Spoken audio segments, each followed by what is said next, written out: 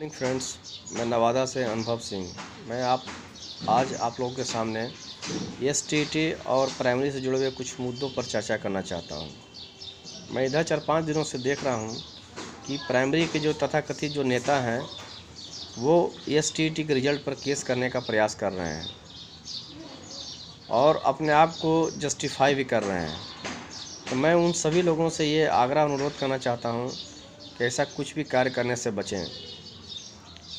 Primary के जो तथाकथित कुछ जो नेता हैं और कुछ जो कैंडिडेट्स जो केस करना चाह रहे हैं, उनका इमेज कहीं न कहीं बहाली को बचाने को लेकर बना हुआ है। उनका एक अलग छवि बन चुकी है इस तरह से पूरे बिहार में।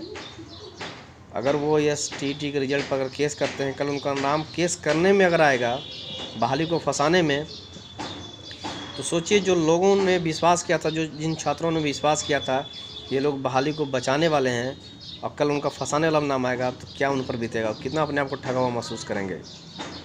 इसलिए मैं सभी से अपील करना चाहता हूं कि वो इस तरह के चर्चा में शामिल नहीं हो, इस तरह की बातों पर ध्यान नहीं दे।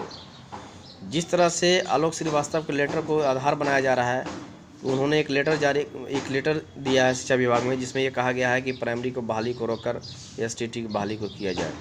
ऐसा कहीं से भी उस लेटर में नहीं लिखा गया है।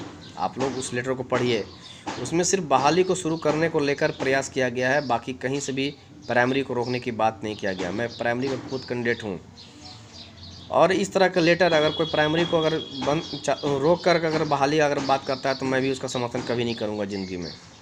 मैं चाहता हूँ, मेरा बस यही मकसद है कि दोनों बहाली साथ साथ चले ताकि सभी लोगों को फ़ायदा हो। खास करके प्राइमरी में स्टूडेंट्स की जो बहुत ज़्यादा भीड़ है, खास करके 6 to 8 में, उस भीड़ को कम किया जा सके और अधिक से अधिक छात्रों तक इसका लाभ पहुंचाया जा सके।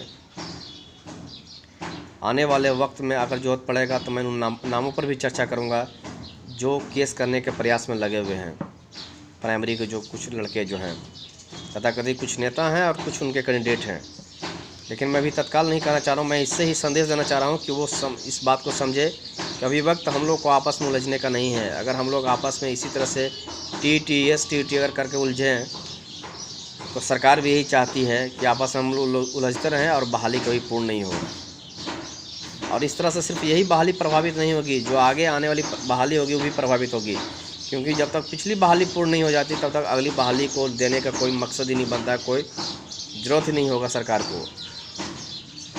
और मैं उन लोगों से भी कहना चाह रहा हूँ जो प्राइमरी के तथाकथित नेता और कैंडिडेट हैं, उनको ये समझने का प्रयास करना होगा कि अगर आप एक झूठे एक तथ्यहीन अगर बातों को आधार बनाकर अपने आप को जस्टिफाई कर रहे हैं कि हम उस पर केस करेंगे एसटीटी रिजल्ट पे, तब तो फिर वो प्राइमरी पर जितने भी केस करने वाले लोग थे वो अपने आप को फिर इसी आधार पर वो भी जस्टिफाई करेंगे कि हम भी तो अपने हक़ की लड़ाई के लिए लड़ रहे हैं। ये हक़ की लड़ाई ज़िंदगी भर चलती रहेगी, कभी किसी की पूरी नहीं हो सकती। प्रत्येक एग्ज़ाम में प्रत्येक छात्रों को पास नहीं किया जा सकता, ये समझने का चीज़ है। चाहे आप भी अगर कल उस बोर्ड के अधिकारी बन जाएंगे, मेंबर बन जाएंगे, तो भी आप सारे स्टूडेंट्स को पास नहीं कर सकते हैं। आप इतना धैर्य जरूर बना के रखें कि कम से कम आप एसटीटी में अगर रिजल्ट नहीं आया तो कम से कम प्राइमरी में तो रिजल्ट आपका है, कहीं न कहीं तो आपको जॉब मिल ही जाएगा। आप इसके लिए प्रयास करें और आने वाले जो स्टूडेंट्स जो अप्लाई करेंगे उनको भी समय दें ताकि वो भी अप्लाई कर सके, वो भी नई बहाली में जुड़ सके, क्योंकि जब तक पिछली बहाली क्लियर नहीं होगी तब तक अगली बहाली नहीं आएगी। इसलिए मेरी बातों को समझने का प्रयास करें। ये केस खेलने का वक्त नहीं है आप भी अपने समय को बर्बाद करते हैं, और जिनको किसी भी बहाली से कुछ भी मतलब नहीं है, जो एक सिर्फ आम कैंडिडेट हैं, उन्हें भी इस तरह से परेशान और मानसिक और आर्थिक रूप से परेशान किया जाता है। चंद लड़कों को केस करने की वजह से पूरा का पूरा समूह बर्बाद होता है, पूरा का पूरा समूह से प्रभावित होता है, उस केस के जड़ में आता है, जद में आता है। इसलिए मेरा सभी से कहना है, छात्रों से कहना है कि आप तथ्यहीन बातों पर ध्यान नहीं दें, आप बातों को समझने का प्रयास करें। अगर शिक्षा विभाग और बिहार सरकार +2 से अगर बहाली को शुरू करती है तो ज़्यादा बेहतर होगा, क्योंकि जो 10th में और 12th में जो 7 पास किए होंगे तो श्योर है 12th में जाना चाहेंगे, और जो 6 to 8 में ज़्यादा संख्या में जो पास किए हुए हैं, तो मोस्टली जो 6 to 8 के जो कैंडिडेट हैं वो 10th में ज़्यादा पास कर गए हैं। तो 6 to 8 का लड़का जो कैंडिडेट होगा मूव करके वो 10th में चला जाएगा। कहने का मतलब बहुत सारी जो भीड़ जो 6 to 8 में आज बनी हुई है वो कहीं न कहीं बहुत हद तक कम हो जाएगी। और सारे स्टूडेंट्स को उसका लाभ मिलेगा। जिनका परसेंटेज भी कम होगा, कल उनकी भी बहाली हो जाएगी, उनकी भी ज्वाइनिंग कल हो जाएगी। आप लोग ज्वाइनिंग लेने के लिए परेशान रहें, आपस में उलझ के एक तो रिश्तों को ख़राब कर रहे हैं और बहाली को भी फंसाने का प्रयास कर रहे हैं। बार बार STET TET के मुद्दों पर आपस में उलझने से बेहतर है कि बहाली को पूर्ण करवाने के लिए उसका जोर लगाइए। तो सार्थक दिशा में किया गया प्रयास हमेशा सार्थक ही होता है, सही ही होता है। इसलिए मेरा सभी से नम्र निवेदन रहेगा कि इस तरह की बातों पर नहीं फंस के आप केस खेलने के पक्ष में नहीं रहें, आप बहाली को खुलवाने का प्रयास करें।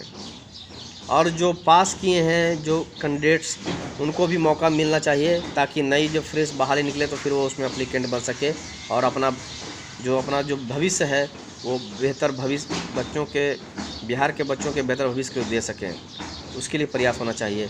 इसलिए मेरा सभी से अनुरोध रहेगा, चाहे वो STET से जुड़े हुए, चाहे प्राइमरी से जुड़े हुए कैंडिडेट हों, चाहे STET से, आपस में उलझने से कोई फ़ायदा नहीं है। इस बहाली को पूर्ण कराने में फ़ायदा है और सरकार भी यही चाहती है कि हम लोग आपस में उलझते रहें। इस सरकार की चाल को हम लोग को बेनकाब करके अपने दिशा में, सही दिशा में आगे बढ़ना है, तभी हम सभी लोग एक सही जगह पे पहुंच पाएंगे। धन्यवाद।